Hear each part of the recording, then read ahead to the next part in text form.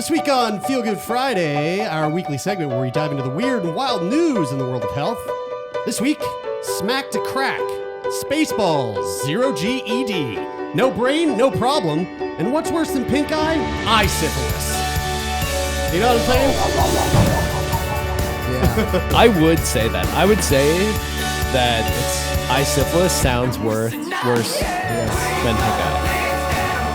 It's, syphilis is just I know that it's pretty much not, if you get it treated, which most people do, it's not really an issue anymore, but it's a really nasty sounding word. Yeah, eye syphilis, a little bit of a bigger deal, I think. We'll get into it. It's some public health stuff, which is very fascinating, as my partner just became a public health nurse, and so I'm kind of getting the lay of the land for how public health works. And very interesting story. Not public health here in Canada, but it is down in the U.S., and it has to do with a cluster of eye syphilis cases, which we will get into.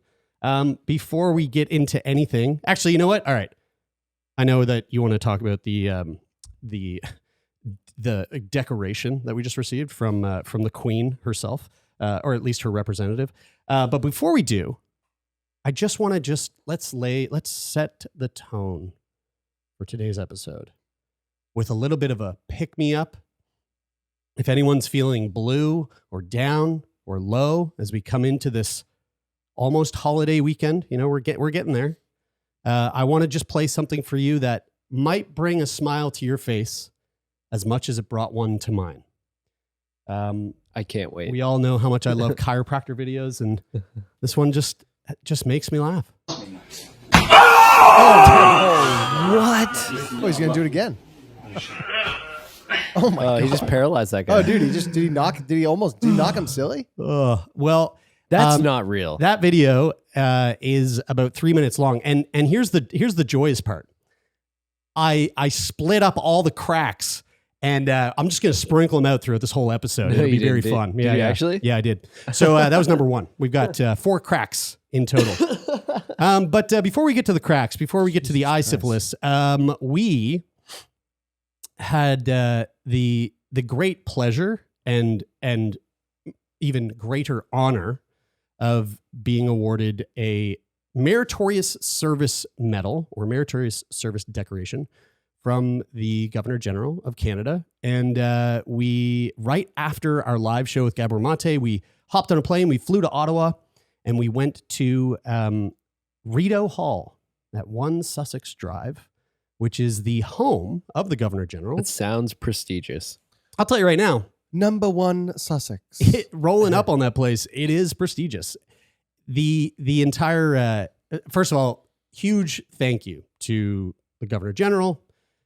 Even bigger thank you to whoever the fuck out there in the world nominated us, because that's the way that you get awarded this decoration is by nomination, and we don't know who did this. So if you're listening to this right now, I get it if you want to stay anonymous, but just let us know. It would be so nice to know who that was. If you just told us, it would be sweet. Because you nominated us, and then a whole committee of people then looked into your nomination to make sure that you're not full of shit.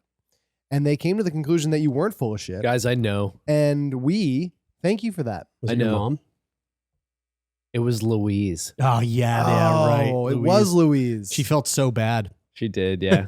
But yeah, it was a great honor. It was an incredible experience, and we weren't the only ones awarded that day. There was people there receiving, medals of bravery, and a number of people also received their Meritorious Service Decoration. And it was a very surreal experience because a lot of the people that were in that room being awarded this medal were people who are really, truly changing our country. And so, of course, to be in that room at that time with those people being honored in the same way felt very, imposter syndrome was very much like a real part of that. One past Sick Boy guest. That's right. Was also honored at the same time. Yeah, we had Alexis. Alexis came up to me in the we were getting breakfast. Yes, Alexis Hilliard from, if you don't remember or don't recall, we did an episode with them years ago, live show in Calgary. The creator of Stump Kitchen, the amazing YouTube cooking show that that tries to break down the stigma and spread awareness for people who are living with limb difference. And so that was really cool. By the way, Alexis has been painting her stump lately on Instagram. And have you guys looked at her Instagram? I have, yeah. Oh my! The paintings of her stump are so sweet. There's a lot of really cute ones. Stump_kitchen on Instagram if you want to check that out. I just can't stop thinking about how when we did the live show, we made guacamole using her stump as a tool and handed it out to the audience. And it was awesome. Yeah. And there was a couple other the guacamole and how we made it. There was other YouTubers there, ASAP Science, the guys from that, which was really nice to see them. And also so the Mitch and Greg from ASAP Science. The director and writers of Come From Away. That's right. Yeah, right. Which is really cool. And the producer. And Come From Away is like a gigantic deal. Yeah. In theater. Yeah. Which is why we had the imposter. Yes, syndrome. that's right. I mean, those were like the other artists. Yeah. There was, one guy got an award for creating some sort of technology to detect radiation poisoning in the earth it's just a whole trip. So there you go, Taylor, showing off our medal there.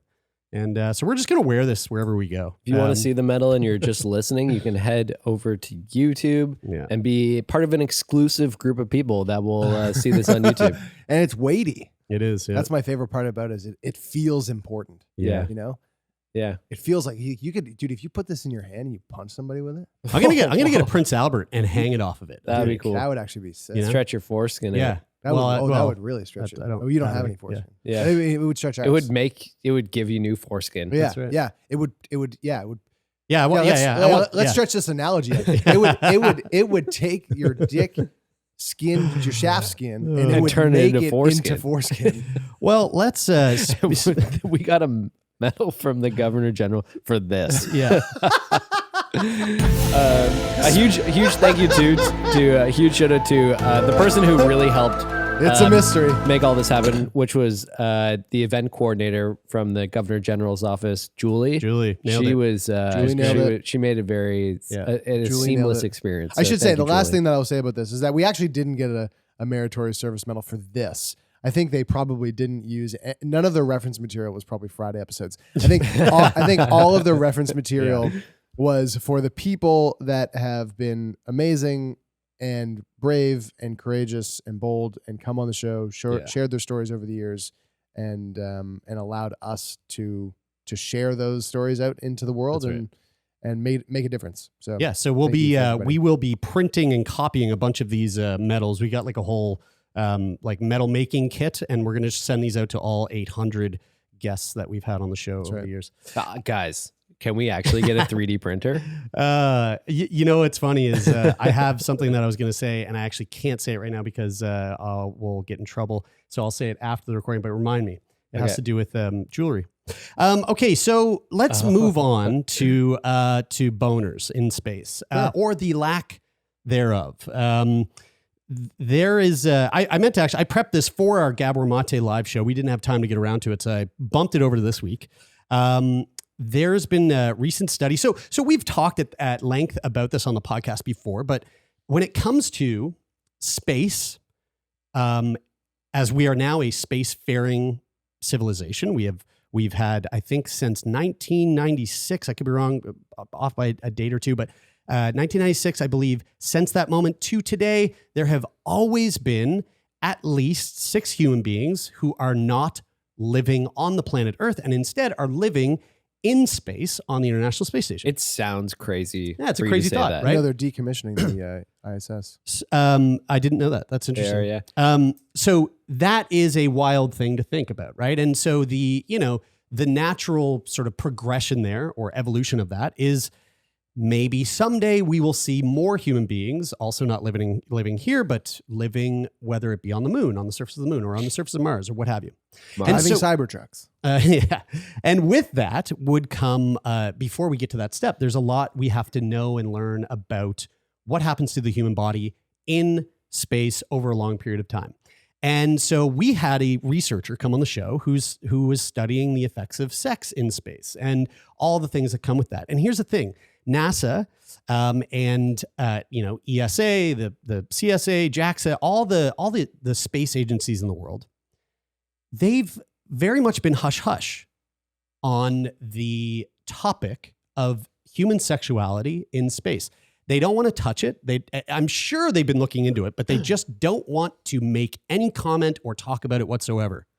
Kind of like aliens. They got to be looking into it, right? They have to be. It's kind of super crucial. Well, you think of the amount of time that astronauts have spent in space, and I heard this thing last week that the optimal, actually from an ASAP Science episode, they said the optimal time to masturbate is every 5 days. That's right. And if you don't, then you run the risk of clogging your pipes. Yep. And if you do it too frequently or more frequently than that, run out. then you can run out. When you give a sperm sample for doing IVF, they give you like a specific, like you need to ejaculate, and then you need to not for, I think, 3 days. Yeah. And then you give your sample back up. So for sure, astronauts are masturbating on the spaceship, on the ISS. I mean, I'm not going to say any names, but like, Schmish Matfield probably jerked off in space at one time. Definitely. I mean, they follow such a rigorous schedule. It's got to be a part of the schedule. So with that, there have been people trying to make waves and study the effects of sexuality in space. And actually, this might be one of the first times that NASA itself has come out with some data. And it's data that is not so fun for people with penises. Long duration space flight might lead to erectile dysfunction. Outer space is not an environment that is very welcoming to us Earthlings. We've talked about this before. Microgravity wreaks havoc on our bones, on our muscles, on our blood availability and distribution. And then, of course, you've got the radiation up there, which is probably not great over a long period of time.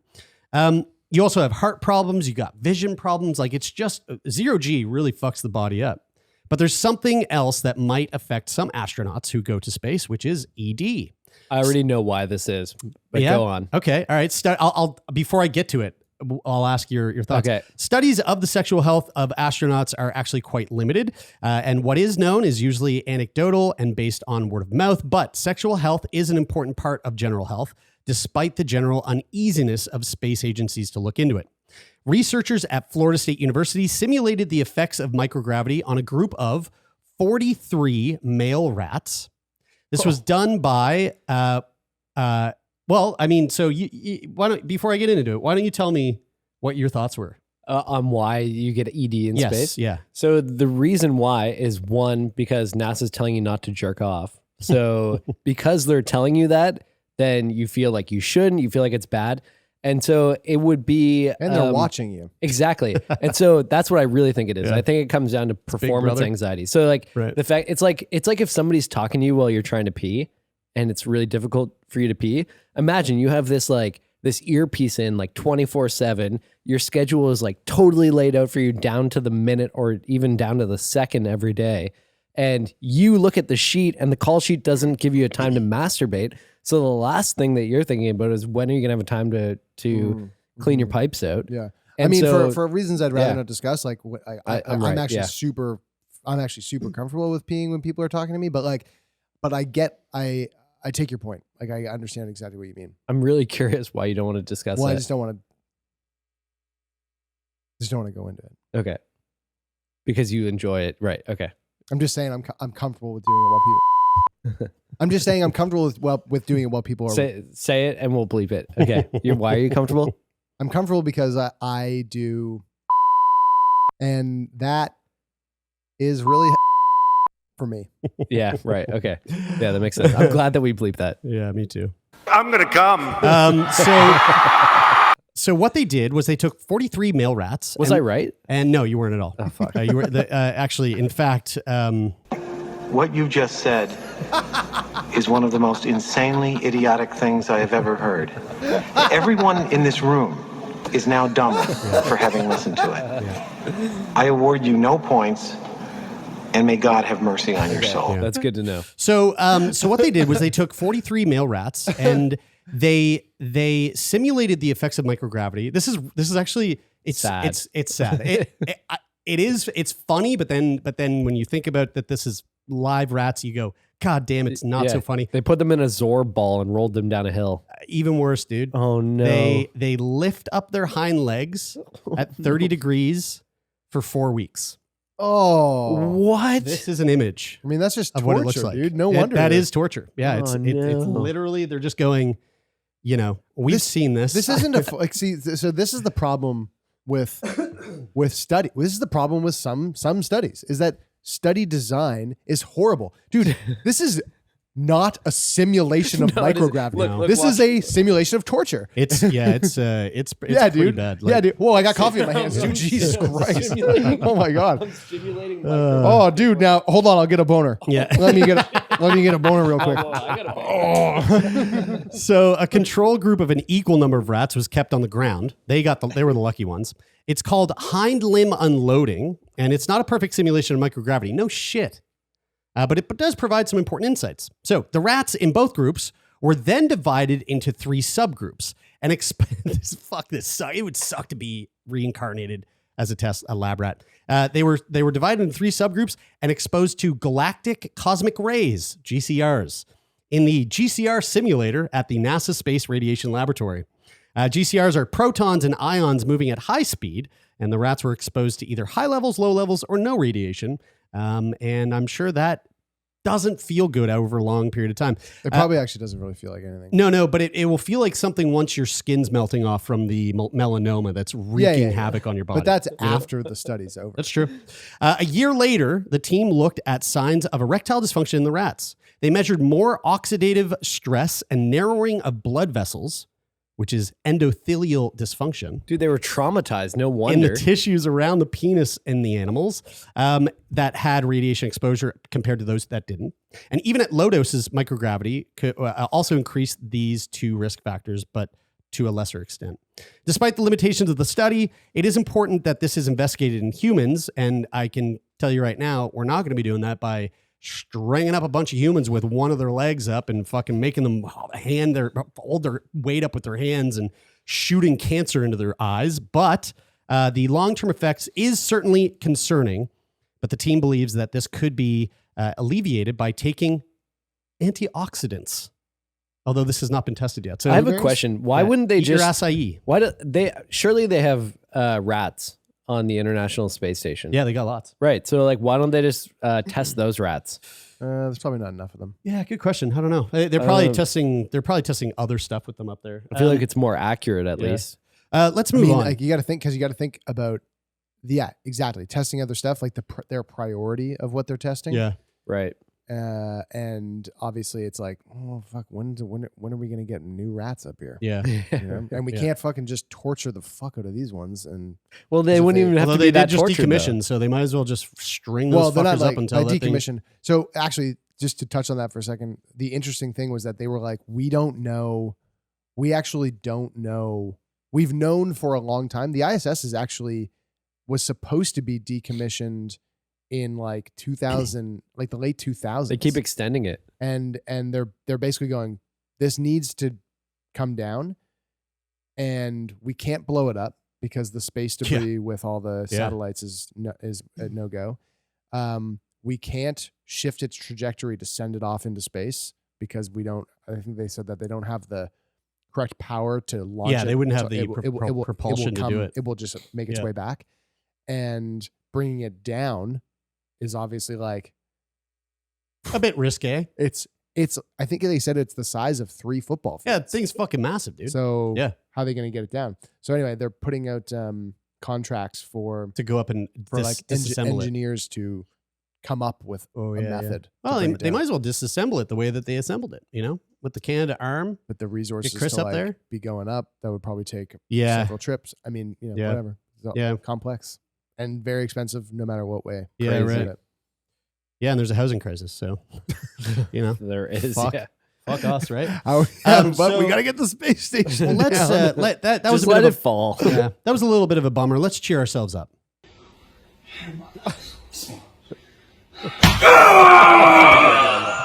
Oh my god! Oh, it's his hand. Oh, I thought it was a hand.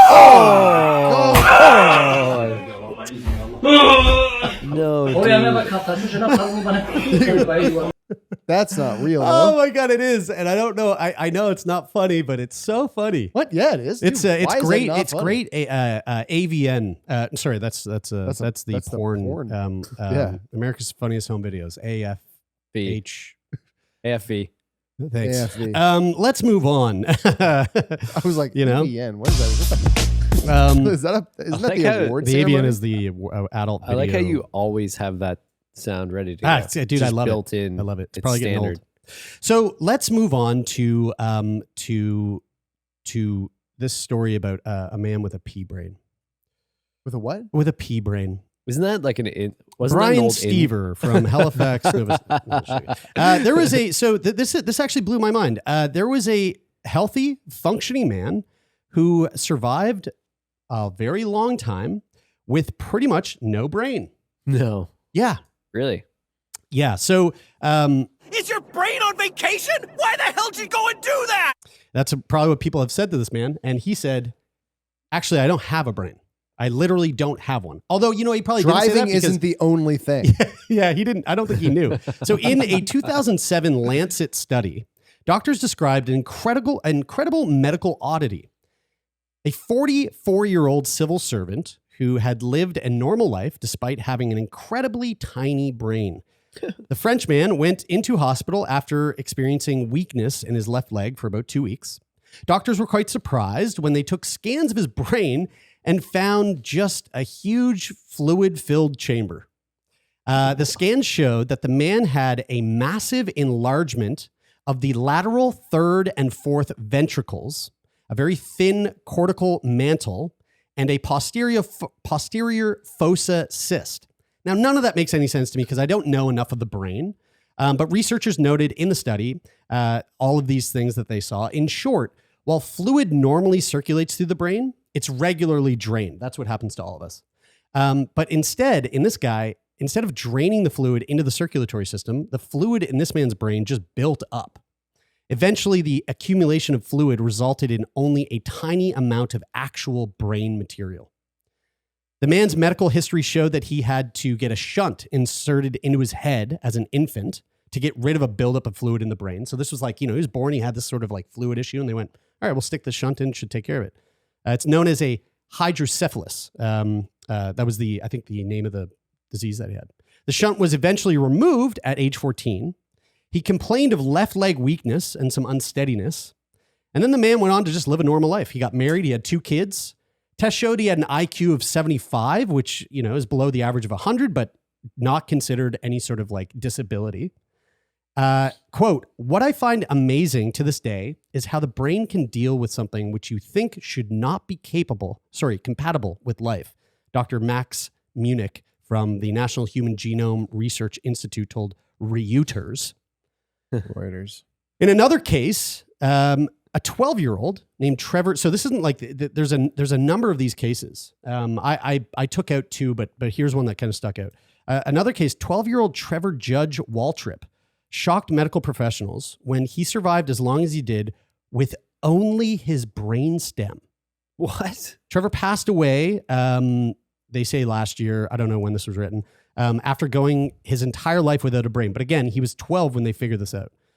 He suffered from a rare condition called hydranencephaly, whereby the cerebral hemispheres are replaced entirely with cerebrospinal fluid. So literally just fluid, just walking around with water in their brain.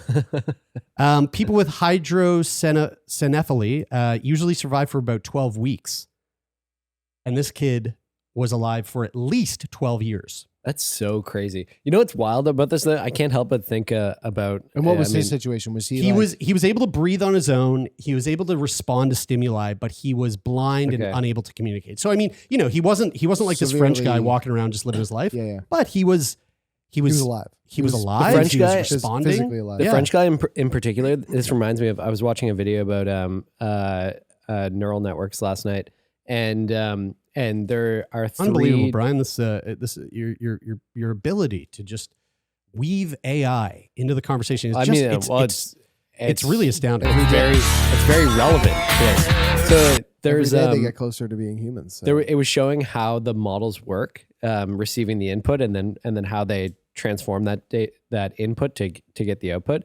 And there was it was showing the working models for 3 different versions or 3 different models. So there was the nano version, there was GPT-2, and then there was GPT-3. And you could like move through in 3D space the models and look at how the data was transferred through it. And the thing that was really striking to me is how small the nano model was, the smallest version, compared to the biggest version, but how relatively good the output was considering the size. So like when I think of this small brain that is able to still, like be in a person that has an IQ of 75 or whatever, who's lived most of their life and has functioned, quite normally throughout it, it makes me think of like how compact we could get, something like the brain. Yeah. Yeah, they said these cases show not only the adaptability and resilience of the human brain, but also how little we know about one of our most important organs. Cases like this force neuroscientists to rethink how we view the brain, particularly what functions different regions have and how the brain adapts when these regions become damaged. It's like, the whole notion of neuroscience is there's all the stuff that we know, and the stuff that we know, like the stuff that Andrew Huberman dives into and the stuff that we've heard from like neurosurgeons and stuff. It's so fascinating. But then when you think about the stuff that we don't know, it is so unbelievably vast and like mind blowing just to think about the amount that we don't know. Especially when we think about how much we don't know. Oh yeah, fuck yeah. Like the 3 of us. Yeah, personally. You heard it earlier, but like, that's actually the hallmark of smart people. Is how much they know they don't know. Right. That is. Wow. Yeah, that is. Wow. That's fuck, that's dude, true. we're smart. Yeah. Yeah, dude. How smart are we? But you know what I mean? Like even the thought of I've been thinking a lot. Smart. I've been thinking a lot about consciousness lately, and it's I don't know. Like I wonder if we'll ever truly grasp it. We won't. Us 3. You mean? Yeah.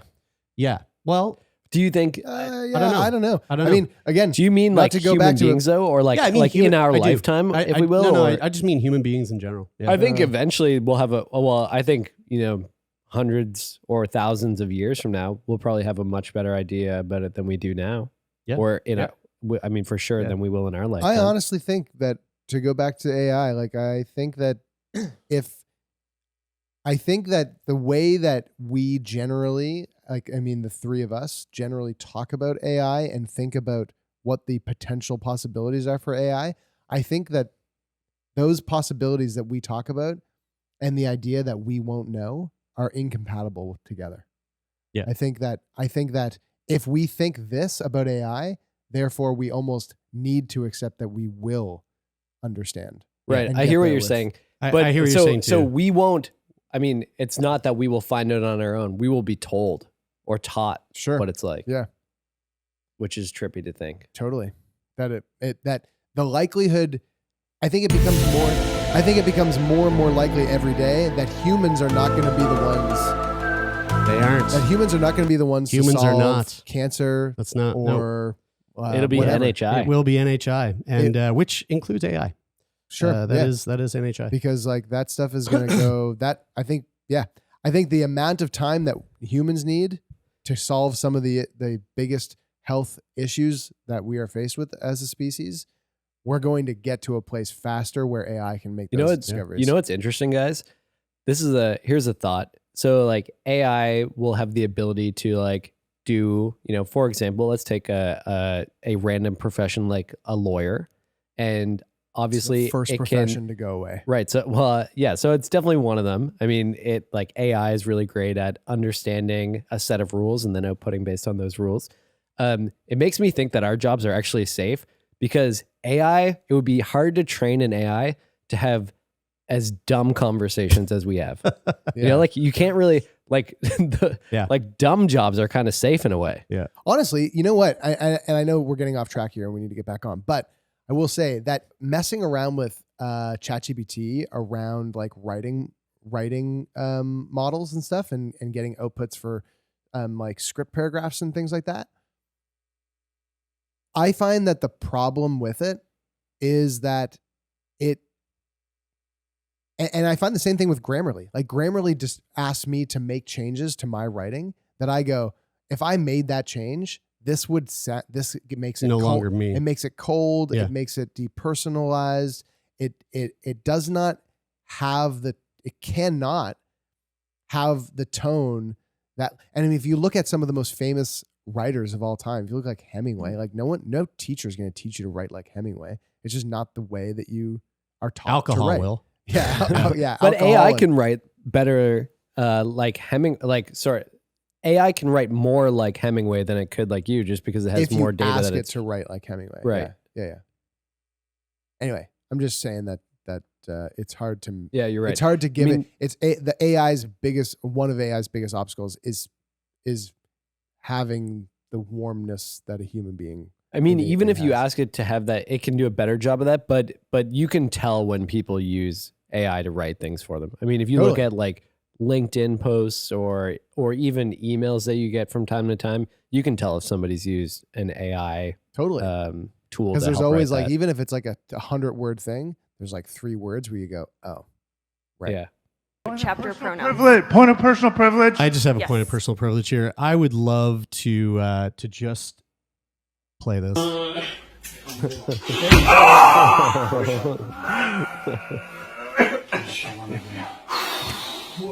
That one might have been the last one.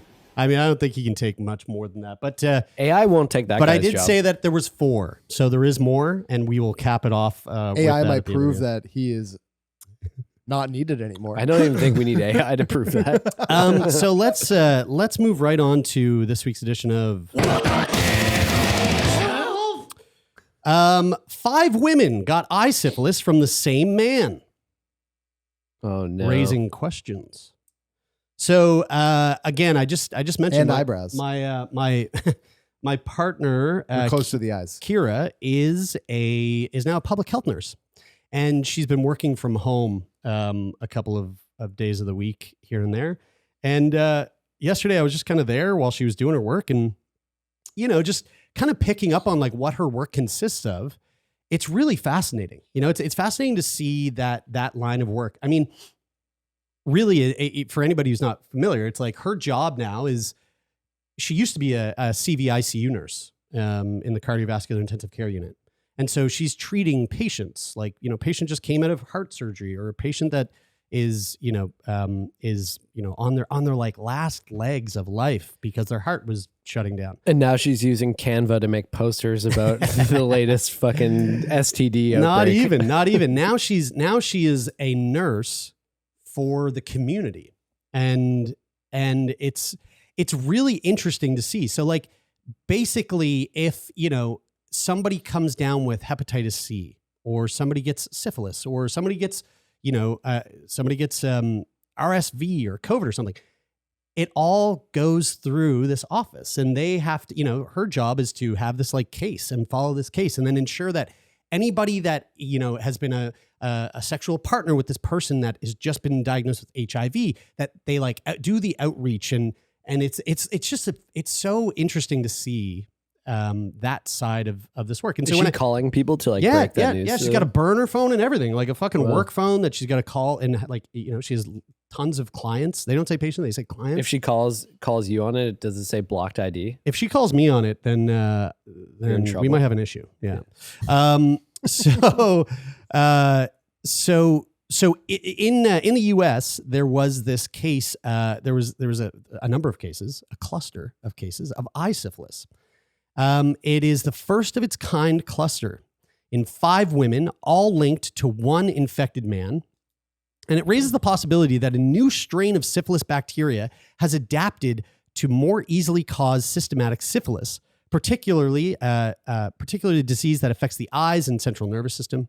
A report of the cluster and what it might mean is published in a couple of days ago by Michigan health officials at the Centers for Disease Control and Prevention's Morbidity and Mortality Weekly Report. I don't want to. Sounds like a fucking laugh and a half, that paper. I don't want to be gross or presumptuous in this situation, and I'm asking this from a serious perspective. Like the the first time that I hear eye syphilis, my brain wonders if it was sexually transmitted in the sense that, like, I'm asking this from a serious place. I know you are, and to be honest with you, Brian, I don't know the answer, but my assumption. Brian, don't kink shame. Okay, I'm not. I'm just wondering. No, it is a valid question. Did this person? Did they ejaculate in the face? This is him. Yeah. So I'm asking this from a serious place. I'm just wondering, was it that he ejaculated into 5 different women's faces? So I think oh my God. I'll ask Kira tonight, but I believe that this is probably a case of semen getting into the eye. I don't know how else you could get eye syphilis. I mean, I could be wrong. I totally could be wrong, but I think that's. I have an idea, and I think this guy. I have an idea, and I know what the common thread is between all these 5 women. Contact lenses, prosthetic eyes. Oh shit! Of course, they were swapping them. No, they just remove them, and it's a network. Yeah, and. Not quite. Can I Google this on my phone while you? Sure. I guarantee they all have FetLife accounts, and they all list. Well, hey, come on now. Sex so as a thing that they're into. So I am graphic warning here. I don't know. I might need to take this out because of YouTube. But here is eye syphilis. That is it's fine. It just looks like bad pink eye. That's ouchie, dude. Pink eye, dude. That looks more like something out of that looks like Satan's eye. That looks That's like what Evil that looks Dead. Like. Yeah, that doesn't look as bad as the trypophobia stuff from last week. That actually looked totally fine. Eye syphilis, aka ocular syphilis, is not new. Syphilis bacteria, Treponema pallidum, formerly Spirocata pallida, are known to be able to spread to the eye as well as the inner ear and central nervous system when sexually transmitted infection is left untreated. This spread can lead to blindness, deafness, and life-threatening neurosyphilis if it remains untreated. So what I gather from that is that this could have just been regular, P in V or P in A intercourse that led to syphilis, and then that spread to the eye. P and E. So it could have been that. Or it does sound that way. So it says here, how does ocular syphilis spread? Yes. It spreads by close skin-to-skin contact with an infected person. Most often, syphilis spreads through unprotected oral, anal, and vaginal sex. And eye sex. You can also pass it if you're pregnant. You can pass the infection to your fetus. Yeah. But it doesn't say anything about facials. But ocular syphilis is actually quite rare. It's only found in about 1% of syphilis cases, similar to inner ear and neurosyphilis, according to a large analysis published last year. When ocular syphilis does develop, it most often seen in people who have late stage syphilis. So people who are 65 years of age or older, or people who report drug use, or those who are HIV positive. So I think what I'm gathering here is that it actually has nothing to do with facials, and more so has to do with you got syphilis, and this can progress to ocular syphilis if left untreated, and which is why this is kind of eyebrow raising for Michigan, because they're going, well, this is interesting that all 5 of these women ended up getting eye syphilis. I mean, I don't want to read between the lines, but it almost sounds like you can't get it from facials. Yeah, maybe. So shame on us. Yeah. But in this cluster, the 5 women all had early stage infections, which is quite interesting. So maybe you can. Maybe you can. They were all between. There's nothing funny about this. But I will say all these people are fine now. There's something funny about everything. There is, yeah. They were all between the ages of 40 and 60. So, hey, anybody out there who's thinking that their mom does not like to have sex, moms and dads still have sexy time, okay? Depending on how old your parents are. But also, it doesn't matter how old they are. So your mom might be able to keep going. Your mom can get syphilis, you know? Do you guys know that the highest rate of sexually transmitted infections in the state of Florida is in the geriatric population? Oh, I thought you were going to say, what's it? Mar-a-Lago? No, it's not Mar-a-Lago. It's the villages. The villages, is that's the right. retirement communities You know, where they. That was a joke at Mar-a-Lago. That was a... that was a joke. Sorry. joke. You know, Kyla's... I'm gonna come. You know what I mean? Kyla's... That was Kyla's what the joke work. Kyla goes. Kyla does. She does training, software training for a system that small companies use for like contracting, like landscaping or HVAC or whatever, something like that, like stuff like that. And she gets off the phone with somebody one day, and she goes, "Oh, I just spoke to somebody from that works at the villages in Florida, and it's the biggest retirement community in the world." I've been a number of times. And I went, and you know what else it is? They're fucking. They are. They're doing that there was more than actually. anybody in the world. I'll bring this up for next week's episode, but there was just a big issue with like unlicensed resale of Viagra pills or something like that in the villages. Nice. Yeah. Fuck I yeah. mean, somebody's got to rep the corner. So these all the patients here, all the women were between 40 and 60. None of them reported injection drug use. And this ocular syphilis cluster is also the first one documented as being linked by heterosexual transmission. The string of cases, this is really fascinating. So the string of cases began to unravel. And just listen to the dates here. In March 2022, when the first woman, patient A, was referred to the Kalamazoo County Health and Community Services Department, or also known as the KCHCSD, by an ophthalmologist. The woman reported blurry vision, fear of blindness, and genital lesions. Okay. Testing indicated syphilis. All right, on the right track. She reported only one sex partner in the past 12 months. She met the man online. So within a few days, the state health department reaches out. So Kira basically reaches out to the man, and the man, that what they say here is reached out to the man, but was rebuffed. Rebuffed just means rejected. The man just went, fuck off, hung up the phone. Okay. So that was March 2022. In April 2022, patient B is admitted to the hospital with neurosyphilis. An ophthalmologist had identified cranial nerve abnormalities and had sent her to the emergency department. There, she reported headache, mild hearing loss, blurry vision, double vision. She named the same recent sex partner reported by patient A, saying she too met him online. In May of 2022, we got a little bit of a pattern here. It's a fucking syphilis bandit. Once a month, the syphilis bandit rears his ugly head. Patient C was reported to a local health department in Southwest Michigan. She had a full body rash, floaters in her eyes, sensitivity to light, and cranial nerve abnormalities. She again reported the same partner as A and B. She met him online. Patient D was diagnosed with ocular syphilis in what month? June of 2022. Again, named the same guy. And in July of 2022, patient E was admitted to the hospital with ocular syphilis, neurosyphilis, and again, named the same dude as the other cases. This is literally a case of, this is a special Law and Order SVU. Dude, that is Kira's job. It's like, it's finding the syphilis bandit. It's detective nursing. Yeah. That's cool. It is. Yeah. It's very neat. I miss my calling. So either way, they ended up tracking down this guy and went, look, buddy, please, you got to wrap it up. And also you got to come in. And so all the women and the man were treated for their infections. And since then, no other cases in Michigan have linked back to anyone in the cluster. The fact makes health officials hopeful that they've stopped the spread of this nefarious, unidentified T. pallidum strain.